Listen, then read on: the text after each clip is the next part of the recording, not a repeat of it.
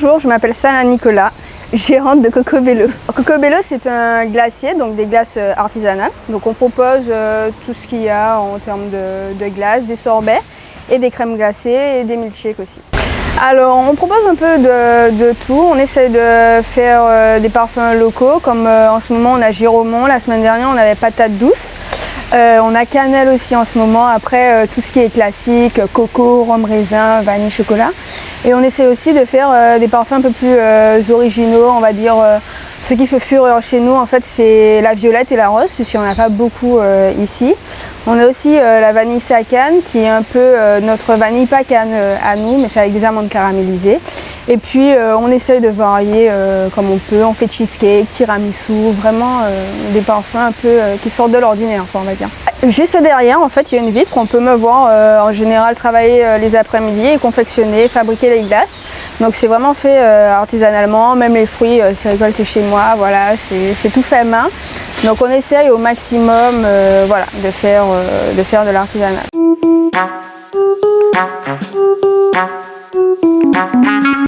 Alors la boutique existe depuis maintenant 12 ans, mais moi j'ai repris il y a 3 ans, voilà. Ça va faire 3 ans en septembre. J'aimais beaucoup ce que la précédente gérante proposait. Pour moi c'était les meilleures glaces de l'île. Donc c'était une glacière italienne et c'est ce que j'ai fait en fait, c'était ma formation, donc je voulais vraiment faire ces glaces là et j'ai eu l'opportunité de reprendre sa boutique, donc j'ai sauté sur l'occasion.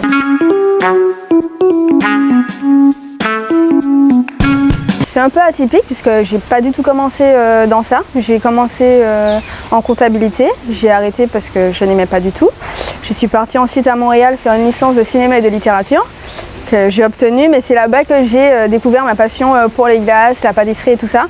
Et donc j'ai décidé de revenir ici avec l'idée de monter un glacier, parce que pour moi ça allait fonctionner puisque ici il fait chaud. Donc voilà, et de là j'ai cherché une formation en fait pour faire des glaces. Et j'en ai trouvé une en Italie, donc je me suis dit bingo.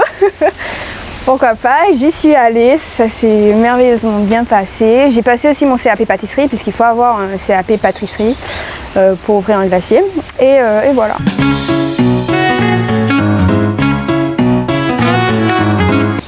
Mais franchement, ça va. Je ne vais pas dire qu'on le sent pas trop, mais on est différents. Chacun a ses atouts et ses faiblesses.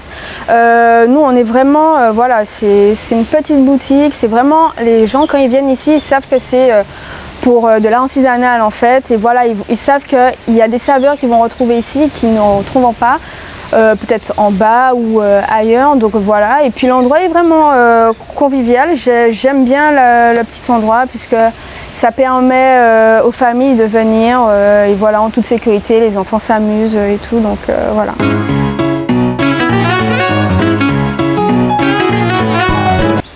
C'est difficile, c'est vraiment difficile, mais il faut se lancer. Franchement, moi je trouve que c'est un beau parcours. Et il y a beaucoup d'obstacles, mais ça nous apprend en fait, et ça nous apprend à nous connaître nous-mêmes. Et si on veut vraiment arriver à notre objectif, on peut y arriver. Mais c'est long, c'est difficile et voilà. C'est vraiment difficile. Mais déjà pour avoir ici ça a été compliqué, ça a été un combat puisque justement j'avais fait toutes les recherches pour moi c'était bon, j'avais ma formation de glacier justement. Voilà, je suis venue ici. Je suis allée justement à la chambre des métiers pour dire ce que je voulais et on m'a dit que bon, il y avait un petit souci puisqu'il fallait quand même un CAP, voilà, une formation validante ici. Pas de souci, je l'ai réalisé. Je suis revenue 1 an plus tard justement à la chambre des métiers pour leur présenter mon CAP, tout conforme et tout, et là on m'a dit finalement non, c'est plus valable et tout, donc c'était vraiment un coup dur. Franchement j'ai failli abandonner justement parce que pendant 1 an on se bat, on se dit bon allez, on a ça, on nous a fixé un objectif, on l'atteint et finalement on nous dit que non, c'est plus trop possible. Donc voilà, on se remet en question, on se dit bon c'est pas grave, on a un CAP, on peut faire de la pâtisserie quand même si c'était pas notre désir premier. Mais voilà, il faut pas lâcher et on trouve toujours des solutions. J'ai réussi. Finalement, après un long combat quand même, il faut vraiment être obstiné. Voilà, quand on veut quelque chose et surtout qu'on a le droit de notre côté, en fait, il faut y aller, il faut vraiment y aller et voilà, ça a fonctionné, je suis très contente.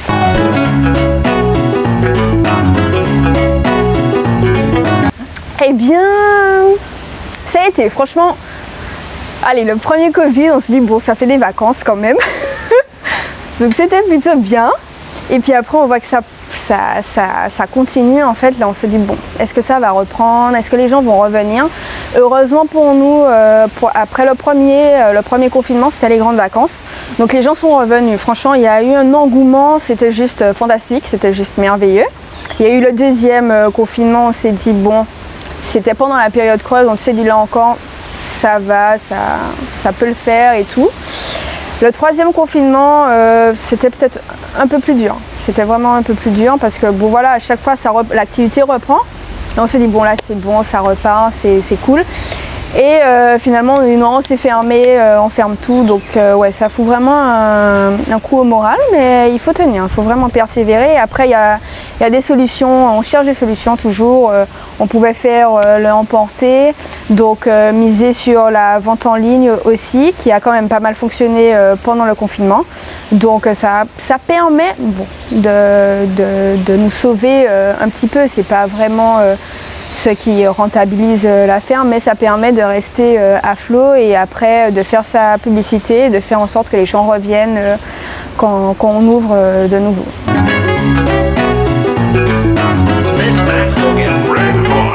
Donc faire évoluer l'entreprise à son maximum. J'ai des objectifs pour la boutique. J'ai un concept que j'aurais bien aimé mener à bout. Et donc c'est vraiment développer la glace à son maximum parce qu'il y a vraiment un potentiel quasi infini en fait avec les glaces. On peut s'amuser déjà parce que voilà, on peut créer tout type de parfum.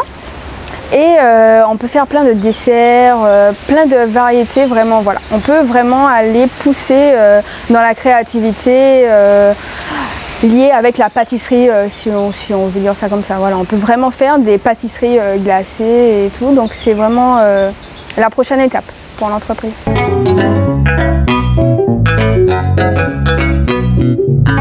Oui, qu'il faut persévérer et qu'il faut y aller. Franchement, il faut aller.